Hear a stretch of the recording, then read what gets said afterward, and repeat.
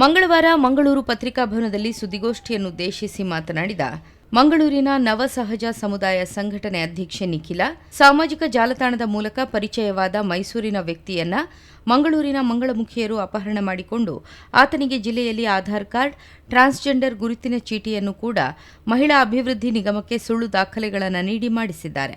ಇದು ಅಪರಾಧವಾಗಿದೆ. ಸಂಘಟನೆಯ ಪದಾಧಿಕಾರಿಗಳು ಹಾಗೂ ಸದಸ್ಯರ ಗಮನಕ್ಕೆ ಬಾರದೆ ಈ ತಪ್ಪು ನಡೆದಿದ್ದು, ಇದರ ವಿರುದ್ಧ ತನಿಖೆಯಾಗಲಿ ಎಂದು ಆಗ್ರಹಿಸಿದರು. ಇಂತಹ ಕೃತ್ಯಗಳಿಂದಾಗಿ ಮಂಗಳೂರಿನಲ್ಲಿ ಹಲವಾರು ವರ್ಷಗಳಿಂದ ವಿವಿಧ ಜಿಲ್ಲೆ, ರಾಜ್ಯಗಳಿಂದ ಬಂದು ಇಲ್ಲಿ ಘನತೆಯ ಬದುಕು ಕಟ್ಟಿಕೊಳ್ಳಲು ಯತ್ನಿಸಿರುವ ನೈಜ ಮಂಗಳಮುಖಿಯರಿಗೆ ತೊಂದರೆಯಾಗುವಂತಾಗಿದೆ. ಲಿಂಗತ್ವ, ಅಲ್ಪಸಂಖ್ಯಾತರ ನಕಲಿ ಐಡಿಗಳನ್ನು ಮಾಡಿಸಿಕೊಂಡು ಕೆಲವರು ಇಂತಹ ಕೃತ್ಯಗಳನ್ನು ಎಸಗುತ್ತಿದ್ದಾರೆ.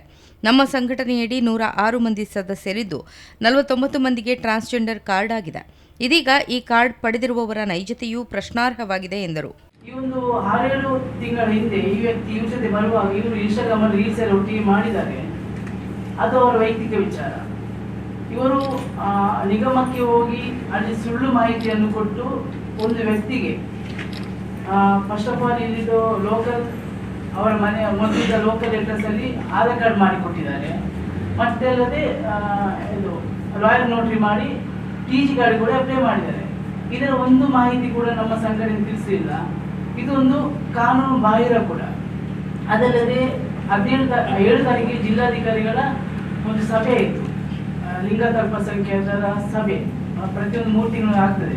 ಜಿಲ್ಲಾಧಿಕಾರಿಗಳಿಗೆ ನಾನು ಪ್ರಶ್ನೆ ಮಾಡಿದೆ, ಈ ರೀತಿ ಒಂದು ನಮ್ಮ ಜಿಲ್ಲೆಯಲ್ಲಿ 50 TG card, transgender ID card ಸಿಕ್ಕಿದೆ, ಇದು ಎಷ್ಟು ಮಟ್ಟಿಗೆ ಸರಿ, ಎಷ್ಟು ಮಟ್ಟಿಗೆ ತಪ್ಪು ಅಂತ ಗೊತ್ತಿಲ್ಲ.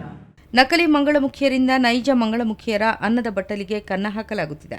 ನಮ್ಮ ಸಂಸ್ಕೃತಿಯನ್ನು ವ್ಯವಹಾರವಾಗಿಸಿಕೊಂಡು ಬದುಕುವವರು ಇದ್ದಾರೆ. ಸಮುದಾಯದ ಒಬ್ಬರು ಮಾಡಿದ ತಪ್ಪಿಗೆ ಎಲ್ಲರೂ ತೊಂದರೆಗೆ ಸಿಲುಕುವಂತಾಗಬಾರದು ಎಂದು ಸಂಘಟನೆಯ ಕಾರ್ಯದರ್ಶಿ ಅರುಂಧತಿ ಹೇಳಿದರು. ನಮ್ಮ ಮಂಗಳೂರಲ್ಲಿ ನಮ್ಮ ನವಸಹಜ ಸಮುದಾಯ ಸಂಘಟನೆ ಅಂದ್ರೆ ನಮ್ಮ ಇಡೀ ನಮ್ಮ ಮಂಗಳಮುಖಿ ಸಮುದಾಯಕ್ಕೆ ಇದೊಂದೇ ಅಸ್ತಿತ್ವದಲ್ಲಿ ಇರುವಂತದ್ದು ದಕ್ಷಿಣ ಕನ್ನಡ ಜಿಲ್ಲೆಯಲ್ಲಿ. ಹಾಗಾಗಿ ನಮ್ಮ ಸಂಘಟನೆಯಿಂದ ನಾವೊಂದು ಇದು ಮಾಡ್ಕೊಂಡಿದ್ದೀವಿ, ನಾವು ಕೂತ್ಕೊಂಡು ಚರ್ಚೆ ಮಾಡ್ಕೊಂಡಿದ್ದೀವಿ.